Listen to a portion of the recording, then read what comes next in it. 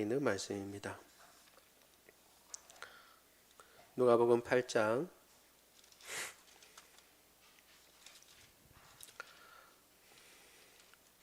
누가복음 8장 40절로 48절까지의 말씀을 봅니다. 제가 가진 성경으로 신약 105쪽에 있습니다. 번갈아가며 읽도록 하겠습니다. 제가 누가복음 8장 40절을 먼저 읽습니다. 예수께서 돌아오심에 무리가 환영하니 이는 다 기다렸음이로라. 이에 회당장인 야이로라 하는 사람이 와서 예수의 발 아래 엎드려 자기 집에 오시기를 간구하니 이는 자기에게 12살 된 외딸이 있어 죽어감이로라. 예수께서 가실 때에 무리가 밀려 들더라. 이에 12해를 혈루증으로 앓는 중에 아무에게도 고침을 받지 못하던 여자가 예수의 뒤로 와서 그 옷가에 손을 대니 혈루증이 즉시 그쳤더라. 이르시되 내게 손을 댄 자가 누구냐 하시니 다 아니라 할 때 베드로가 이르되 주여 무리가 밀려들어 미나이다. 예수께서 이르시되 내게 손을 댄 자가 있도다. 이는 내게서 능력이 나간 줄 알미로다 하신대. 여자가 스스로 숨기지 못할 줄 알고 떨며 나와 엎드려 그 손댄 이유와 곧 나은 것을 모든 사람 앞에서 말하니 같이 읽습니다. 예수께서 이르시되 딸아 내 믿음이 너를 구원하였으니 평안히 가라 하시더라. 아멘. 우리 지난 시간에 살펴보았죠. 거라사인의 땅에 예수님이 가셔서 한 귀신 들린 자를 만나시고 그에게서 귀신이 나가도록 하시고 그를 고쳐주셨습니다. 오직 그 한 사람을 만나기 위해서 저녁에 그 폭풍이 내리치는 바다를 건너서 바람과 바다도 잠잠케 하시면서까지 건너가셔서 귀신 들린 사람을 만나셨습니다. 귀신 들린 사람의 처지는 옷을 벗은 상태고 그러니까 부끄러움을 모르는 것이죠. 벗었을 때 귀신이 들렸으니까. 그리고 무덤 사이에 거하면서 다른 복음서에 보면 자기를 상하게 하고 날마다 빈들에서 소리 지르고 다니고 있었습니다. 쇠고랑을 찾지만 도와주려고 하는 거죠. 사람들이 그렇게 하지 못하도록 쇠고랑을 찾지만 오히려 그것은 도움이 되지 아니하였고 그것을 끊어버리고 그렇게 미친 듯이 날뛰는 사람이었습니다. 그가 날뛰고 있었지만 그를 찾아갔을 때 그가 예수님 앞에 대화하지도 못하고 그 속에 있는 귀신이 예수님 앞에 나와서 이야기할 정도였습니다. 그러나 예수님은 그 사람에 있는 귀신을 내쫓으시고 심지어는 돼지떼에 들어가서 죽어 예수님을 곤란하게 할 수 있다는 사실을 아셨음에도 그까지 허락하시고 그 사람을 구원해 주셨죠. 마지막에는 그 사람이 예수님과 함께 있기를 원했지만 네가 해야 할 일이 있다 따로 말씀하시고 너에게 일어난 일을 내 집에 그렇게 알려라 라고 얘기를 했습니다. 그러자 그 사람이 자기 집 동네 일대 온 동네에 다 인근의 모든 사람들에게 예수님께서 행하신 아름다운 일들을 대해서 복음을 증거했다라고 하는 것까지도 우리가 살펴보았습니다. 이제 그 일을 마치시고 마치 거라사인의 땅에서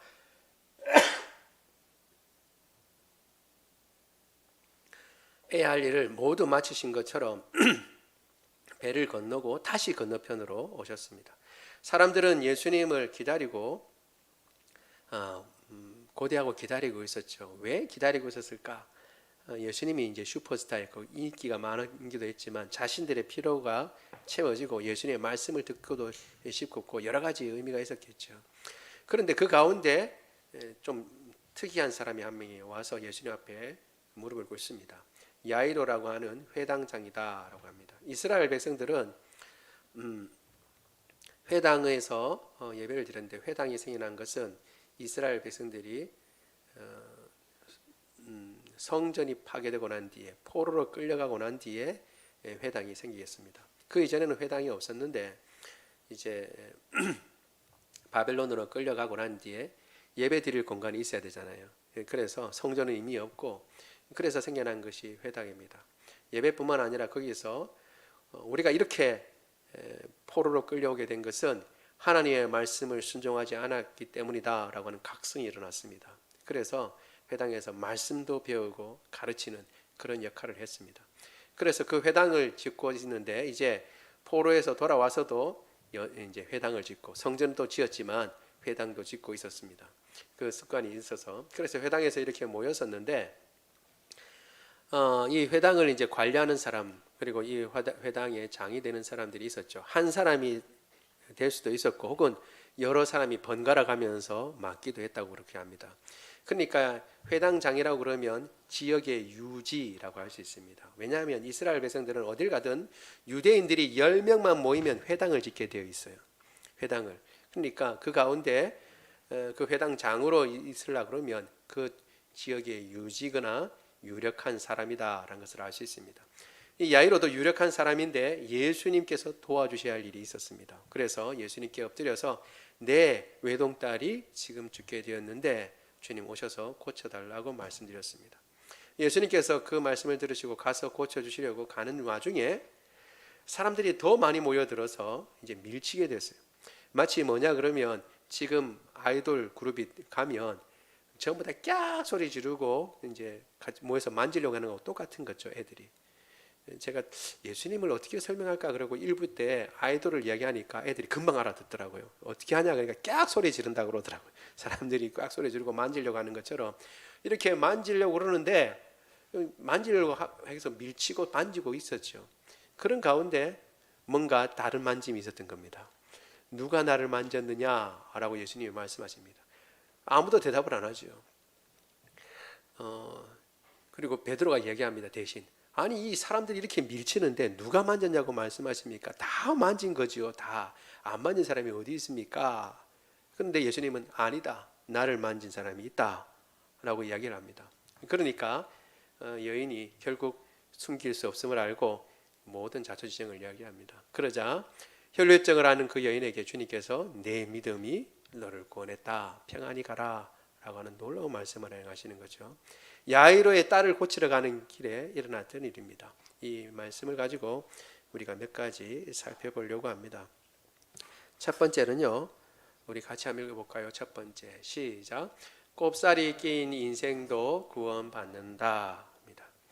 아이들에게 이걸 설명하려고 하다가 뭘 할까라고 여러 개 하다가 했습니다. 다른 말로는 묻어가는 인생도 구원받는다라고 할 수 있겠습니다. 묻어가는 인생.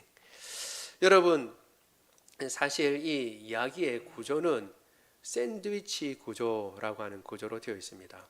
샌드위치 어떤 경우냐 그러면 어떤 한 이야기 속에 또 다른 이야기가 들어가 있는 거죠. 샌드위치처럼 양쪽에 이렇게 있고 그 안쪽에 다른 이야기가 들어가는 것입니다.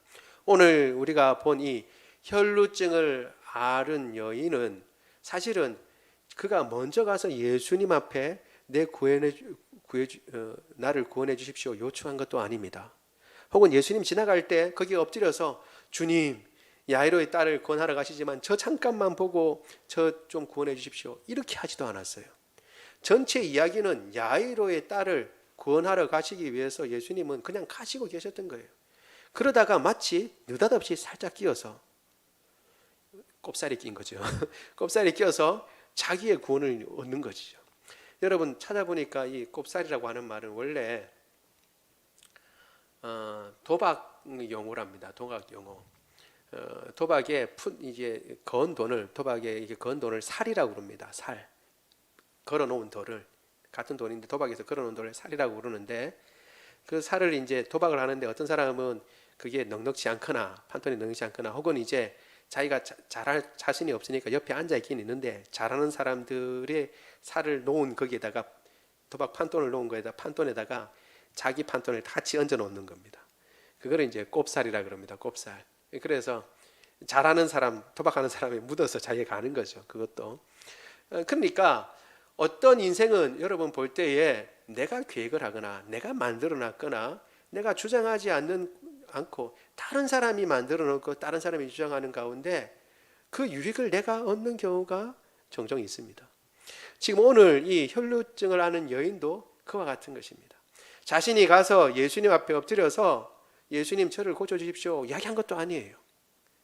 오히려 그렇게 예수님께 이야기하고 예수님을 초청해서 데려가는 것은 야유로입니다. 자기가 만들어 놓은 판이 아니에요. 그런데 그 판에서도 자기가 할 수 있는 최선의 것을 합니다. 그리고 그러는 가운데 예수님은 그 판에서도 야이로의 딸을 고치러 가는 그 중에서도 멈춰서서 그를 구원해 주십니다. 그렇죠? 놀라운 것이죠. 그러니까 우리 인생도 마찬가지입니다. 우리가 생각할 때 내가 계획해서 내가 만들어 놓은 일을 갈 때도 있지만 어떤 경우에는 내가 만들어 놓은 것이 아니라 휩쓸려 갈 때가 있어요. 남들이 만들어 놓은 것에 휩쓸려 갈 때도 있습니다. 어떤 경우는 부모님이 어떤 결정을 하셨는데 그 결정이 잘못되어서 가족이 다 휩쓸려 갈 수도 있습니다. 혹은 의뜻하지 않은 사고를 당해서 그렇게 갈 수도 있는 거죠. 혹은 내가 어떤 결정을 하려고 했는데 내 결정이 아니라 다른 사람의 결정에 의해서 내 인생이 좌지우지 되는 경우도 있는 것이죠. 그래 딸려가는 경우도 있습니다. 그런데 그렇게 딸려가는 인생이라고 해서 여러분 꼽살이 사는 인생이라고 해서 다 불행한 것은 아닙니다. 결론적으로 말씀드리면 예수님을 만나면 다 주인공이 되는 겁니다. 예수님을 만나면 주인공이 되는 겁니다. 내가 결정해서 않았고 그냥 흘러가는 데서 내가 어쩔 수 없이 동참했다 생각할지 모르지만 그 흘러가는 물 가운데서도 예수님을 붙들면 그때 그가 주인공이 되는 겁니다. 내가 만들어 놓은 판이 아니고 내가 만들어 놓은 환경이 아니라도 그때 예수님을 붙들면 그 환경과 판은 변하여서 내가 주인공이 되는 환경과 여건으로 바뀌어지는 것입니다. 지금 이 혈루증을 앓은 여인에게 일어난 일이 바로 그와 같은 일입니다. 여러분 12년을 혈루증으로 고생했다고 그랬습니다. 이 여인의 사정을 보면 정말 딱해요. 우리 25절 26절 같이 한번 읽어보겠습니다. 25절 26절 같이 읽습니다. 시작. 12해를 혈루증으로 앓아온 한 여자가 있어 많은 의사에게 많은 괴로움을 받았고 가진 것도 다 허비하였으되 아무 효험이 없고 도리어 더 중하여졌던 자에. 이 여인의 사정은 정말 딱하죠. 12해를 혈루증으로 앓았습니다. 혈루증은 말 그대로 이제 피가 멈추지 않고 계속 흐르는 병이죠. 이 때문에 많은 의사에게 괴로움도 많이 받았다고 그랬습니다. 많이 받았고 그리고 가진 것도 다 허비했다. 같은 이야기를 쓰고 있는 마가복음에는 이렇게 얘기하고 있죠. 그런데 오히려 효험도 없고 더 중요해졌습니다. 이제는 더 쓸 수 있는 재물도 없어요. 다 허비했기 때문에. 재물이 있을 때는 혹 이것 또 다른 누가 용하다는 사람 만나면 이거 고칠 수 있을까라는 혹 그런 생각도 가졌을지 모르지만 이제는 아무런 소망도 없습니다. 그런데 이 혈루증이라고 하는 것은 구약에서는 유출병이라고 되어 있는데 이것은 자기만 부정한 게 아니라 이 병을 가지고 있으면 먼저 자기가 부정한 사람이 돼요. 하나님 앞에 부정한 사람이 되어서 하나님 앞에 나갈 수 없습니다. 뿐만 아니라 다른 사람을 만져도 그 사람이 부정하게 됩니다. 레위기 15장 11절 같이 한번 읽어보겠습니다. 시작. 유출병이 있는 자가 물로 그의 손을 씻지 아니하고 아무든지 만지면 그 자는 그의 옷을 빨고 물로 몸을 씻으시오 저녁까지 부정하리라. 아멘. 그러니까 물로 항상 씻어서 만져야 되는데 언제 물도 부족한 그 나라에서 그 상황에서 항상 물을 씻으면서 누구를 만지고 이렇게 할 겨를이 어디 있겠어요. 그러니까 이 사람이 되는 곳마다 부정한 겁니다. 심지어는 이 여인이 앉은 자리마다 다 부정해요. 그 자리에 앉았는데 나중에 딴 사람이 앉으면 그 사람도 부정한 사람이 되는 겁니다. 원하든 원치 않든 만지면 다 부정하게 되니까 사람들이 어떻게 해요? 피하죠. 자기도 의도적으로 피하고. 왜? 부정한 사람으로 만들어버리니까 자기도 피하고 사람들도 피하게 됩니다. 더 곤욕스러운 것은 공동체에서 끊어진다는 것입니다. 우리 민수기 5장 2절 3절 같이 한번 읽어보겠습니다. 시작. 이스라엘 자손에게 명령하여 모든 나병 환자와 유출증이 있는 자와 죽음으로 부정하게 된 자를 다 진영 밖으로 내보내되 남녀를 막론하고 다 진영 밖으로 내보내어 그들이 진영을 더럽히게 하지 말라. 내가 그 진영 가운데 거하느니라 하시매. 아멘.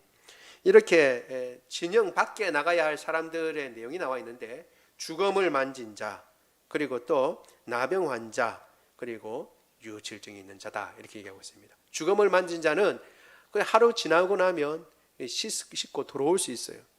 그런데 나병 환자도 물론이거나 그 나병이 나야 들어오고, 유질증 환자도 나야 들어옵니다.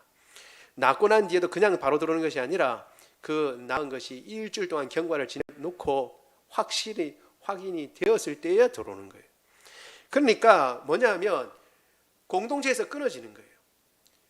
진영하는 모든 사람들이 사는 곳인데, 그리고 하나님이 계신 곳인데, 하나님이 거룩하시니까 거기에 있을 수 부정한 사가 있을 수 없으니까 진영 밖에 있어야 됩니다. 이 말은 지금 이제 도시와 같은 이런 경우면 도시 밖에 거해야 돼요. 거처를 도시 안에서 같이 거할 수 있는 사람이 아닙니다. 그러니 예수님 앞에 나설 수 없는 이유도 우리가 짐작해 볼 수 있겠죠. 이런 상황인데 어떻게 나설 수 있겠습니까? 대개 이런 경우에 보면 12년을 이렇게 다니다 보면 사람 자체가 어떻게 돼요? 아주 소심해지고 심지어는 우리가 흔히 말하는 우울증 정도가 있을지도 모르겠습니다. 그런데 이 여인의 이야기는 항상 공관복음에 나오는데, 마태, 마가, 누가 다 나옵니다. 항상 야이로의 딸을 고치러 가는 중에 일이 일어났다고 기록되어 있어요. 그러니까 야이로의 딸이 주가 되고 이 여인은 거기에 부속이 되어서 가까스로 아까 이야기한 것처럼 꼽살이 껴서 구원을 얻는 것처럼 되어 있습니다. 그런데 문제는 뭐냐 하면 그렇게라도 구원을 얻는다라는 것입니다. 예수님을 만나면, 다시 말씀드리지만 만나면 그 사람이 주인공이 되고 구원을 얻습니다. 샌드위치 구조라고 그랬죠. 아이들도 알더라고요. 샌드위치 구조를 얘기해주고, 그런데 제일 맛있는 거는 어디에 있냐라고 물어봤습니다. 중요한 거는 옆에 빵이 아니고 안에 있는 것이 더 맛있고 중요한 것이죠. 여인의 삶을 마치 꼽살이 낀 그렇게 해서 구원을 얻은 것처럼 생각할지 모르지만 예수님을 만나는 순간 가장 핵심이 되는 것입니다. 그리고 그 인생을 주님께서 바꾸어 주시는 것입니다. 우리의 삶, 여러분 우리의 삶도 혹시 그럴 수 있습니다. 이미 말씀드린 대로 내가 원하지 않은 사람에 휩쓸려서 그런 삶을 산다고 생각할 수도 있습니다. 그러나 어떤 삶이든지 그때 주님을 만나시길 바랍니다. 예수님을 만나면 바뀌는 것입니다. 그리고 곱살에 끼는 그런 삶이 아니라 가장 핵심이요 가장 중요한 자리에 서게 되고 주인공이 된다는 사실을 우리가 기억하고, 우리의 삶에 어떤 일이 벌어지든 그리고 앞으로 어떤 상황이 벌어지든 주님을 끝까지 바라보는 저와 여러분 되기를 원합니다. 두 번째 우리가 살펴볼 것은, 우리 같이 읽어볼까요? 시작. 옷가라도 만져야 한다. 여기 겉옷입니다. 겉옷이고 옷가라고 되어 있지만 이건 사실은 옷술에 해당합니다. 술. 여러분 술 혹시 아세요? 술? 마시는 술 말고 옷가에 이렇게 실을 이렇게 늘어뜨려 놓은 것을 술이라 그러잖아요. 그렇죠? 그 술을 얘기합니다. 그러니까 여인이 붙잡은 거는, 여인이 만진 거는 사실 이렇게 만졌을 때의 느낌으로 알 수 있어요, 없어요? 느낌으로 알기가 힘든 거예요. 많은 사람들이 막 밀치고 하는 가운데서도 알아보기 힘들지만 겉옷이라도 이렇게 딱 만지면, 옷을 만져도 그래도 느낌이 있잖아요. 그렇죠? 그런데 그게 아니라 옷술을 만지면 그거는 그거 실오락인데 그걸 만졌다고 해서 무슨 느낌이 있겠어요? 만졌는지 안 만졌는지 예수님이 도대체 알 길이 없는 그런 상황인 것입니다. 그런데 문제는 그것을 만지는 것조차도 믿음이다라는 겁니다. 믿음. 여러분 우리가 이미 살펴본 백부장의 믿음을 생각해 보죠. 백부장의 믿음 이미 살펴보았습니다. 종이 아픈데 주님 오셔서 구원해 달라고 그랬죠. 자기가 나가기가 뭐하니까 장로들을 붙여서, 유대 장로들을 보내서 요청을 했습니다. 그런데도 그마저도 나중에 깨닫고 보니까 주님 우리 집에 감당하지 못하겠습니다. 그리고 난 뒤에 어떻게 해요? 거기서 그냥 말씀만 하십시오. 그러면 우리 하인이 낫겠습니다 하는 놀라운 얘기를 하죠. 여러분, 그 믿음에 비하면 한번 생각해 보죠. 그 믿음과 비교해 보죠. 야이로는 어때요? 야이로는 우리 9장 18절 같이 한번 읽어볼까요? 시작. 예수께서 이 말씀을 한 관리가 와서 절하며 이르되 내 딸이 방금 죽었사오. 오셔서 그 몸에 손을 얹어 주소서. 그러면 살아나겠나이다 하니. 아멘. 여기 복음서에서 약간씩 틀리는 이제 구절이 있죠. 이거 죽었다라고 하는 말이 있는데 사실은 죽었다는 게 아니라 강조해서 이야기한 겁니다. 왜냐하면 뒤에 죽었다라고 하는 기별이 따로 오잖아요. 따로 종들이 기별하는 기별이 따로 오거든요. 그러니까 이제 완전히 죽었다라고 이렇게 이야기하는 겁니다. 그런데 고쳐 주셔서 살게 해달라고 얘기하면서 뭐라고 하냐면 야이로가 손을 얹어서라고 얘기합니다. 손을 얹어서. 그러니까 방법까지도 이야기를 하는 거죠. 예수님, 손을 얹어서 우리 딸을 구원해 주세요 라고 얘기합니다. 그런데 아까 우리가 이미 전에 살펴본 그 백부장은 뭐라고요? 말씀만 하셔도 됩니다. 집에 안 오셔도 됩니다. 내 수하에도 누가 있고 나도 누구 수하에 밑에 있기 때문에 이대로 가라 그러면 가고 오라 그러면 옵니다. 이야기만 해도 행합니다. 주님께서 말씀만 하셔도 우리 종은 낫겠습니다 하는 놀라운 이야기를 하잖아요. 주님께서도 이러한 믿음은 이스라엘 중에서도 본 적이 없다라고 크게 칭찬하셨는데 이 회당장이라고 하는 야이로는 그런 정도의까지의 믿음은 없습니다. 우리가 아는 대로 오셔서 어떻게 해요? 손을 얹어 주셔야 그래서 무슨 능력이 그 손에서 딱 나가서 그래서 아이가 낫는 것, 만져 주셔야만 낫는 것, 그런 식으로 이제 생각을 하는 거죠. 그런 식으로. 그런데 그 믿음도 예수님은 받아주셨어요. 너는 나를 그 정도까지밖에 못 믿냐? 갔다가 좀 더 생각해보고 와라. 이렇게 하지 않으시고 같이 가주셨어요. 같이. 백부장의 믿음은 저 정도인데 너는 회당장이라고 하면서 그 정도 믿음밖에 없냐? 말씀하지 않으셨어요. 같이 가주셨어요. 그런다 더군다나 이 여인의 믿음은 어떤 거예요? 예수님은 온전히 잡지도 못하고 그 술을 잡는 정도의 믿음이었어요. 그 믿음. 이 믿음 가지고 우리가 이런 정도 가지고 되겠나라고 생각할지 모르지만 여러분, 그거라도 있어야 합니다. 그거라도 있어야 하는 것입니다. 여러분, 이 믿음을 과소평가할 수 없습니다. 과소평가할 수 없습니다. 우리 생각할 때 이왕에 그렇게 할 바에야 앞에 딱 나서서 예수님, 저는 이렇게 혈류증인데 저를 고쳐주십시오. 이렇게 할 법도 한데 이제까지 어떤 사람들처럼. 그런데 이 여인이 하는 일이란 고작 뒤에서 예수님 모르게, 그리고 어느 누구도 모르게 옷술을 만져서 구원 얻겠다라고 그런 마음을 가진 거죠. 그런 마음. 그러나 여러분, 이것 이미 말씀드린 대로 과소평가할 수 없습니다. 왜냐하면 첫 번째는 이 여인이 그래도 예수님을 만나야 된다는 것을 알았다는 것입니다. 그냥은 나을 수 있는 것이 아니라는 걸 알았습니다. 다른 많은 의사들 만났지만 소용이 없었고, 돈을 가졌지만 소용이 없었고, 다른 어떤 것도 도와줄 수 없는데 예수님은 도울 수 있다는 사실을 알았습니다. 그리고 그 예수님께 가야만 문제가 해결된다는 것을 알았습니다. 여러분, 믿음이 크게 나타나지 않고 어떤 식으로 너무 소극적으로 나타날 수 있을지 모르지만 중요한 건 뭐냐면 예수님이 대상이라는 겁니다. 예수님을 만져야만, 예수님을 만나야만 구원을 얻는다는 거예요.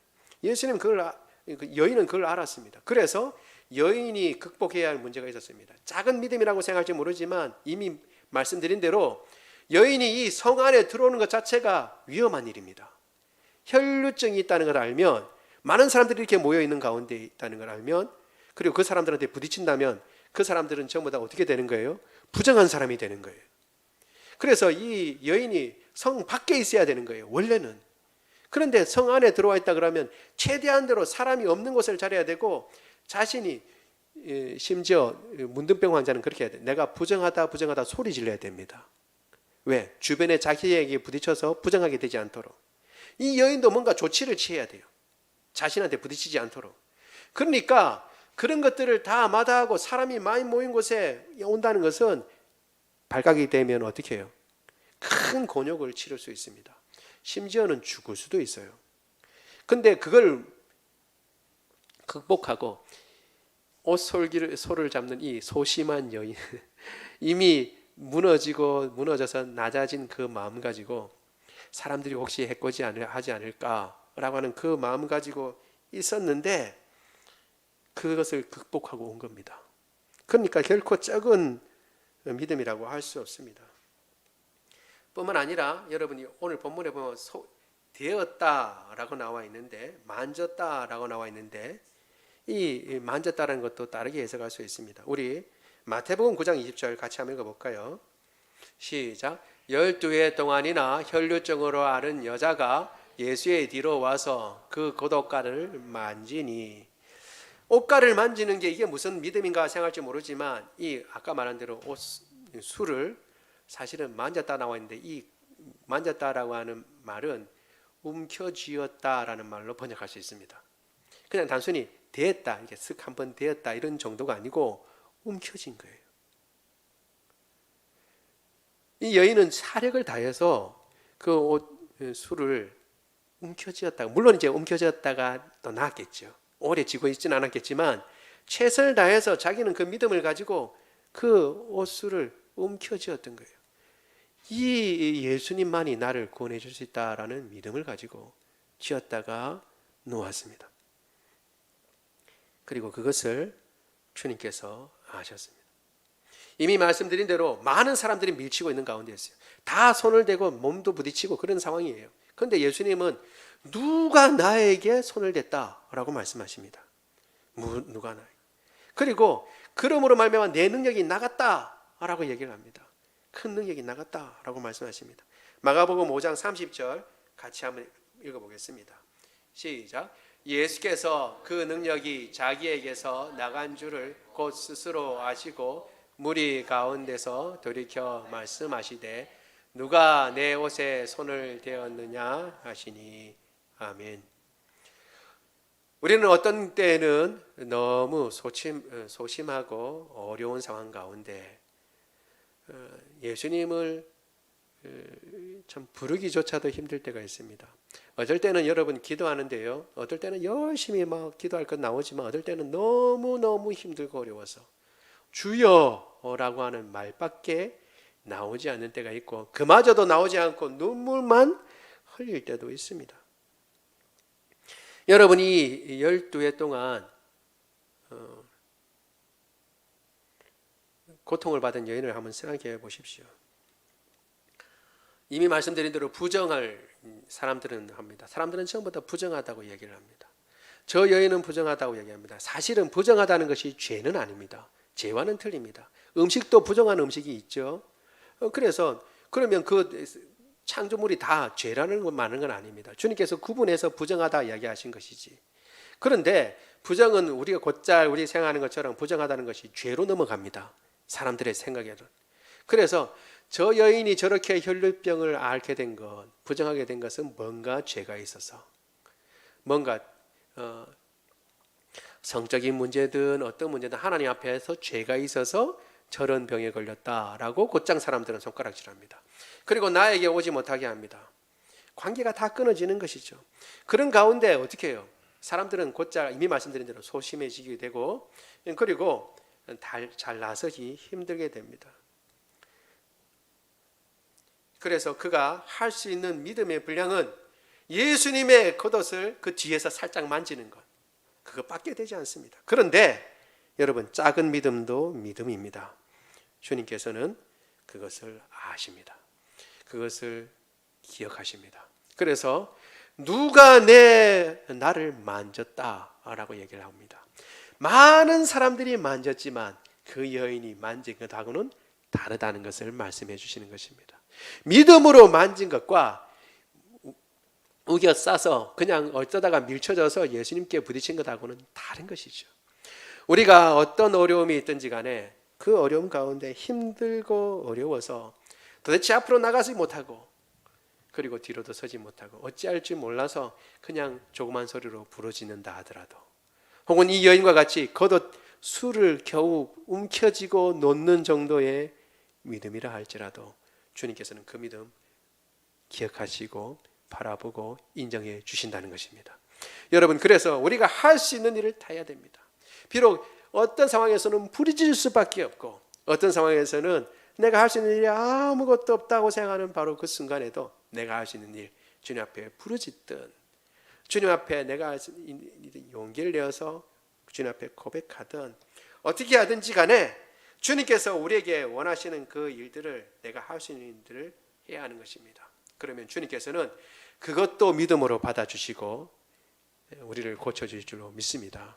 따라서 우리 믿음의 역사라면 무슨 큰 것만 생각하고 그래서 이야기를 하면 뭐 바다가 산이 들려서 바다에 빠지는 것 그것만 믿음이라고 생각하는데 그가 그렇지 않습니다. 한 옷 그 겉옷에 술을 만졌다가 놓는 그 믿음도 귀한 믿음이고 아름다운 믿음입니다. 우리의 삶 가운데 크고 놀라운 믿음은 나타내지 못한다 할지라도 이와 같이 언제든지 주님 저를 도와주십시오. 간절한 마음으로 우리가 할 수 있는 모든 일들 가운데 옷솔기를 술을 쥐었다가 놓는 이런 믿음이라도 우리에게 있기를 원합니다. 그런 상황 가운데 주님께서 우리를 인정하시고 우리와 함께 하실 줄로 믿습니다. 마지막으로 세 번째 같이 한번 읽어보겠습니다. 시작. 내 믿음이 너를 구원했다. 내 믿음이 너를 구원했다. 주님께서 말씀하신 것인데 얼마나 감사한 말씀인지 모릅니다. 사실 여러분, 이 여인은 자신이 나타나지기를 원하지 않았습니다. 자기가 혈루증이 있다는 것을 보이기를 원하지 않았던 것이죠. 그래서 사실은 조용히 뒤에 가서 예수님의 그 술을 겉옷을 자락을 만졌다가 놓은 것에 불과한데 예수님은 이 여인을 굳이 드러내시고 말하게 만드셨습니다. 예수님이 정말 자기의 옷에 손을 댄 사람이 누군지 모르셨을까요? 그런 분 아니죠. 예수님은 누군지 아셨습니다. 그런데 마치 모르신 것처럼 이야기하고 누가 손댔냐라고 얘기합니다. 아니고 예수님이 이 사람들이 이렇게 미는데 누가 손댔냐니요. 다 얽히고 설켜서 다 손댔겠지요. 누구나 다 손 안 댔겠습니까? 베드로가 얘기하지만 예수님 말씀하십니다. 아니다. 내게 손댄 자가 있다. 그러니까 여인이 드디어 이야기를 합니다. 우리 누가복음 8장 47절 이야기합니다. 같이 보겠습니다. 시작. 여자가 스스로 숨기지 못할 줄을 알고 떨며 나와 그 손댄 이유와 곧 나은 모든 사람 앞에서 말하니 아멘. 여러분, 공개적으로 드러내면서 일어날 수 있는 일 전에도 한번 말씀드렸습니다. 어떤 일이죠? 이 여인이 이제 더 이상 유출병 환자가 아니라 그리고 혈루병 환자가 아니라 고침을 받았다는 것을 공개적으로 다 알려주는 겁니다. 모든 사람이 알 수 있도록 하는 것이죠. 그런데 그것을 예수님께서 공개적으로 하실 뿐만 아니라 여인의 입술을 통해서 하도록 만드셨어요. 이건 뭐냐 하면 이제까지 소극적이게 되고 점점 움츠러들고 이 병으로 말미암아 점점 쪼그라든 그 영혼이 어떻게 공개적으로 말할 수 있고 이야기할 수 있도록 주님께서 배려하신 것입니다. 그 마음의 병도 병이지만 육신의 병도 병이지만 더 문제가 될 수 있는 마음의 병. 이제 그 문제가 해결되고 사람들과 대화하고 사귀어야 되는데 거기에 이제 피하기만 하고 움츠러들었던 그 여인의 입술을 열어서 사람들 많은 공개성상에서 이야기할 수 있도록 그 마음을 펼 수 있도록 주님께서 도와주신 것입니다. 용기와 힘을 주신 것이죠. 더 놀라운 것은 우리 22절입니다. 뒤에 구절입니다. 우리 마가복음이죠. 마태복음 하겠습니다. 마태복음 9장 22절 같이 한번 읽어보겠습니다. 시작. 예수께서 돌이켜 그를 보시며 이르시되 따라 안심하라. 내 믿음이 너를 구원하였다 하시니 여자가 그 즉시 구원을 받으니라. 아멘. 여러분, 여기에 보면 마태복음에는 안심하라 라고 얘기를 하고 있습니다. 왜 이 이야기를 하셨을까요? 누가복음에는 마가복음에는 생략되어 있는데 여인에게 안심하라 그랬습니다. 여러분, 말씀드렸죠. 자기는 유출병에 걸렸어요. 혈루병에 걸렸습니다. 자기가 누구에게 손을 대면 어떻게 해요? 그 사람도 부정하게 되는 겁니다. 그러니까 자기 정체가 드러나면 너 유출병 걸린 혹은 네 혈류병인데 나도 부정하게 되었는데 너 어찌 이럴 수 있느냐라고 말할 수 있는 거죠. 아니 지금까지 항상 그런 말을 들어왔던 여인입니다. 그러니까 예수님 앞에서 바르게 잡지도 못했죠. 근데 예수님은 그 여인에게 말합니다. 안심해라. 네가 나에게 손댔다고 내가 너를 부정하다고 얘기하지 않는다. 따라 안심하라. 먼저 그렇게 얘기하십니다. 그리고 내 믿음이 너를 구원했다 말씀하시죠. 오늘 본문에도 나와 있습니다. 8장 48절 같이 한번 읽어볼까요? 시작. 예수께서 이르시되 따라 내 믿음이 너를 구원하였으니 평안히 가라 하시더라. 아멘. 여러분 다른 데서도 이렇게 얘기했습니다. 내 믿음이 너를 구원했다라고 얘기하지만 특별히 이 여인에게는 이 말씀이 너무 놀라운 말씀이에요. 왜냐하면 이 여인은 항상 자기가 문제라고 생각했기 때문에 그렇습니다. 너가 문제다. 왜? 너가 부정하다. 너 몸은 지금 계속 피를 흘리고 있고 그로 말미암아 피의 냄새가 나죠.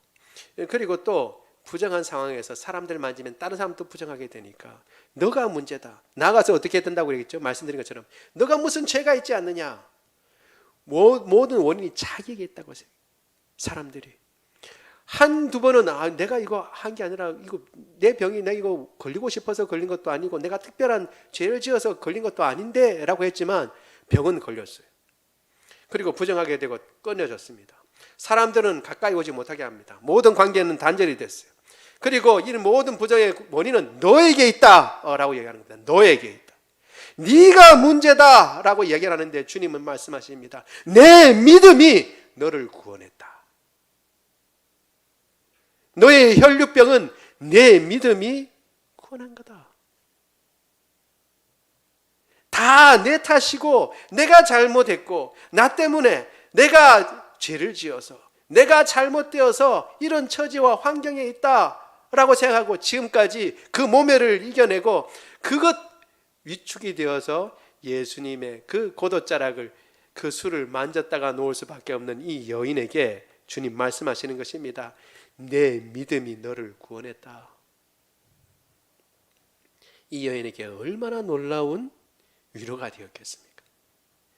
병을 나은 것도 위로일 뿐만 아니라 너는 이제 네 혈류병이 걸린 것에 대해서 스스로 한탄하거나 그것으로 말미암아 슬퍼하거나 그 탓을 너로 돌리지 말라라고 하는 말씀이 같이 묻어 나와 있는 것입니다.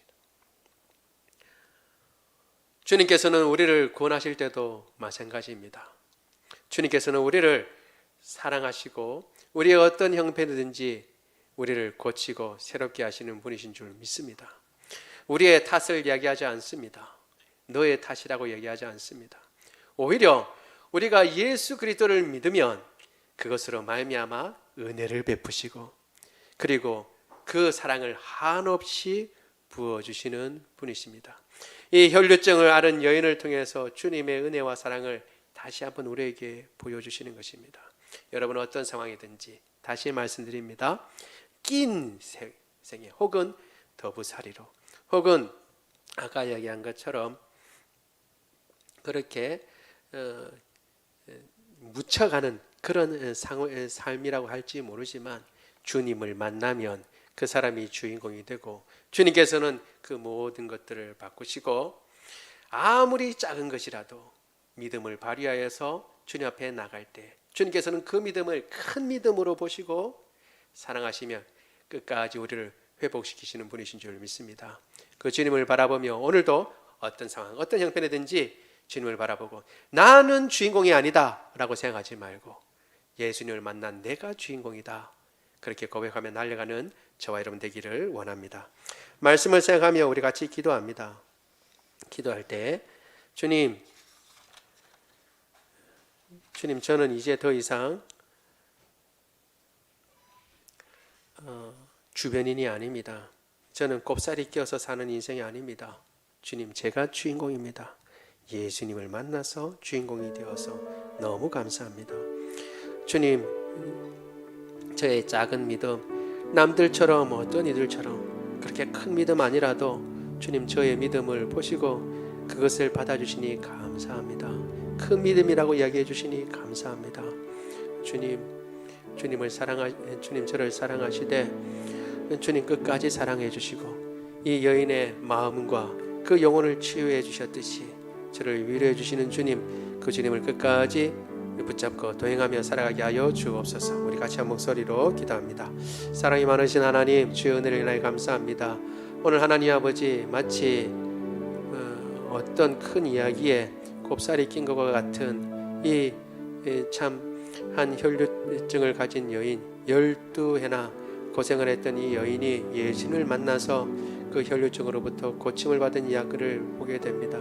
모든 것들 주님께서 한 번에 해결해 주시지 않고 하나님 아버지 모든 사건이 지나가면서 주님 이 여인을 회복시키시고 그 사건마다 이 여인을 다시 한번 아버지 올바롭게 하나님 아버지 회복시키시는 것을 보게 됩니다.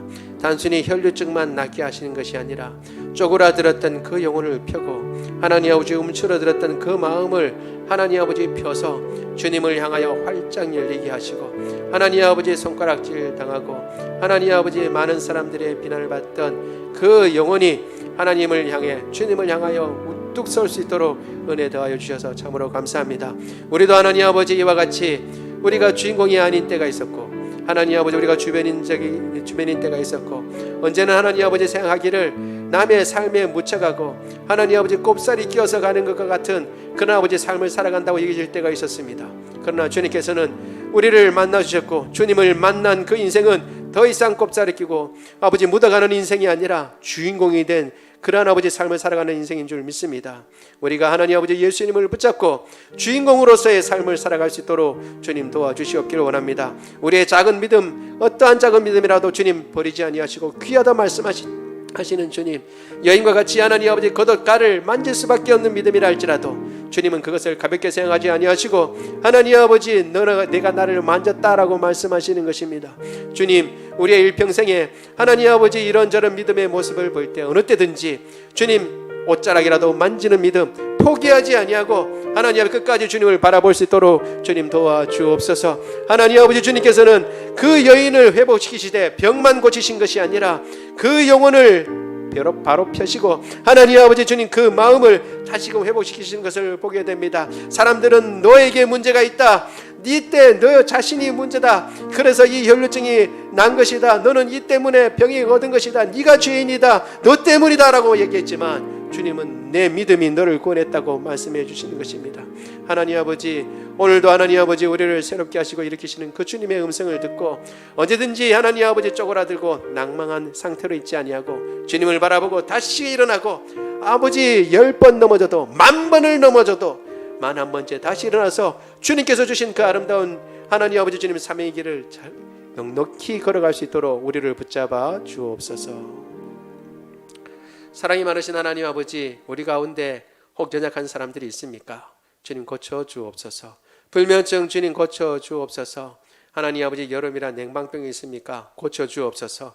안구 건조증 주님 고쳐 주옵소서. 우리 모든 호르몬들이 제 기능을 발휘하여 맑은 정신을 주님 주시고 모든 뼈마디가 제자리를 찾게 하시고 모든 힘줄 들이며 근육들이 하나님 아버지 제 기능을 발휘할 수 있도록 주님 도와주시며 모든 장기들이며 모든 하나님 아버지 몸속에 있는 것들을 주님 붙잡아 주옵소서. 하나님 아버지 염증 고쳐 주옵소서. 하나님 아버지 암세포 고쳐 주옵소서. 하나님 아버지 주님 특별히 코로나 바이러스 주님께서 고쳐 주옵소서. 하나님 아버지 건강하게 하여 주옵소서. 불면증도 주님 고쳐 주시고 하나님 아버지 건강하고 강건하여서 주님께서 내게 맡겨주신 사명, 작은 믿음이지만 그 믿음 가지고 주님 크다고 말씀하시니 이루어서서 그 주님 주신 사명 능히 감당할 수 있도록 주님 도와 주옵소서. 우리 주 예수 그리스도 이름으로 기도드리옵나이다. 아멘. 다 같이 일어나셔서 우리 찬양합니다.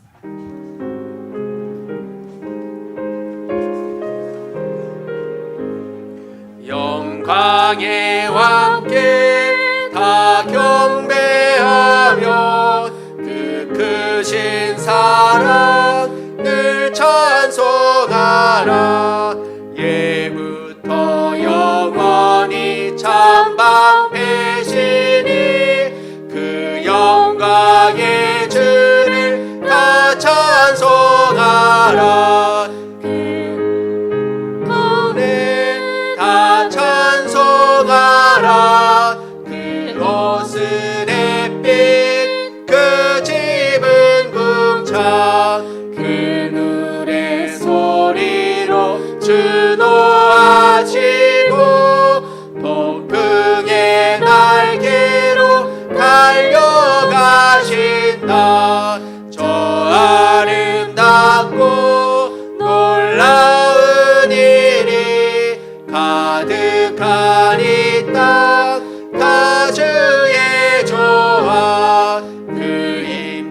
한 명령에 더 잡히나니 저 푸른 바다는 옷자락이라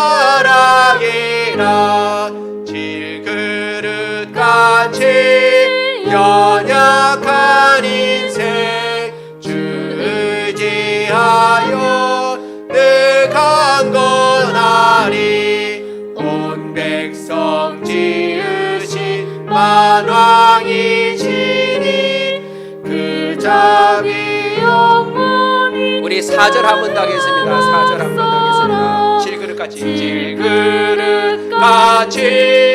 연약한 인생 주 의지하여 늘 강건하리 온 백성 지으신 만왕이시니 그 자비 영원히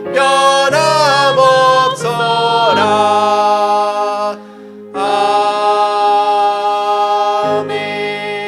아멘. 지금은 우리 주 예수 그리스도의 은혜와 하나님 아버지의 모나신 사랑하심과 성령 하나님의 교통하심이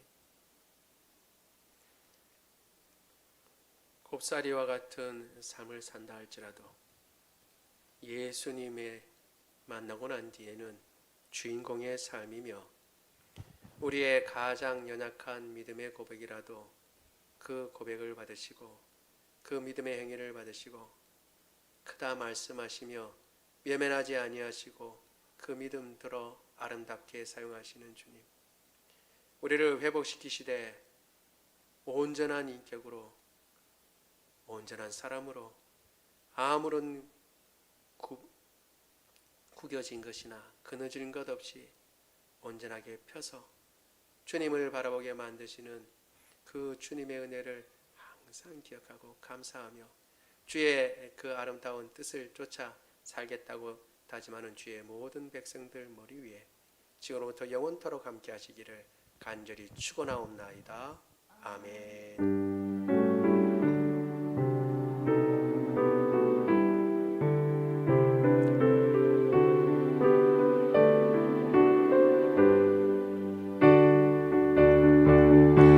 살아계신 주 나의 참된 소망 걱정 근심 전혀 없네 사랑의 주네 갈 길 인도하니 내 모든 삶의 기쁨 늘 충만하네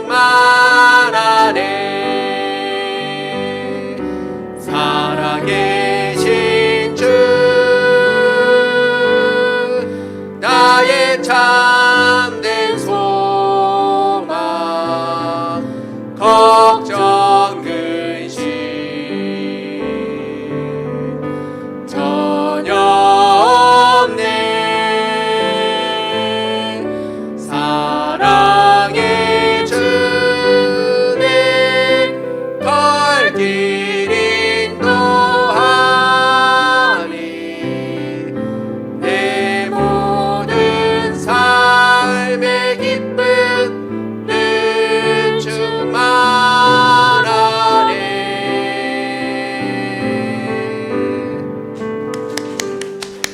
모든 예배를 마쳤습니다.